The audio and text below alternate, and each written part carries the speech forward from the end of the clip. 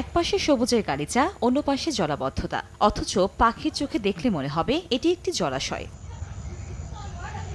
৫ বছর আগেও শরীয়তপুর ঢাকা সড়কের গাগড়িজোড়া খালের দুপাশে ৪০০ ধান, পাট, পেঁয়াজ, রসুন সহ নানা ফসল। তবে বর্তমানে কীর্তিনাশা নদীতে সেতুর সংযোগ সড়ক নির্মাণ করতে গিয়ে অপরিকল্পিতভাবে খালের মুখসহ প্রায় ৪০০ মিটার অংশ ভরাট করেছে সড়ক ও জনপথ বিভাগ। আর এতেই বন্ধ হয়ে গেছে পানি প্রবাহ। পানি অপসারণ না হওয়ায় স্থায়ী জলাবদ্ধতায় কচুরিপানা আর আবর্জনার দখলে চলে গেছে অন্তত ৫০০ একর ফসলি জমি। ফসলের আবাদ করতে না পারায় দীর্ঘমেয়াদী ক্ষতির মুখে পড়েছেন কৃষকেরা। সার যে এই ফসল আদি যা হইতো এ দিয়ে আমরা জীবিকা নির্বাহ করতাম, কিন্তু এখন কোনো মতে সাথে আমরা খাই আসছি। এই জায়গাটা জলাবদ্ধর মতন হয়ে রয়েছে।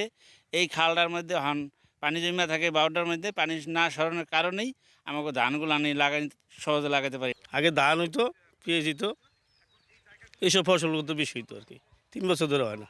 আমরা সরকারের কাছে আকুল আবেদন জানাই, সরকার যেন দ্রুত খাল কাটার ব্যবস্থা করে দেয়, যেন মানুষ যেন আবার তার নিজ কৃষিকাজে ফিরে আসে। ব্রিজটা হওয়ার কারণে এখানে আগে একটা সাবেক খাল ছিল, এই খালটা বন্ধ হয়ে গেছে। কৃষি বরাবর অনেক দরখাস্ত করা হয়েছে, টিউনো বরাবর দরখাস্ত করা হয়েছে, কিছুই এরা আমলে নেয় না।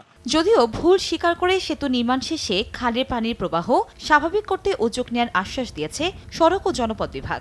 এখানে খালের চলাচল যাতে এই নির্মাণ কাজ শেষে আবারও স্বাভাবিক হয়, সেজন্য যেটা করার প্রয়োজন আমরা সেটা করব।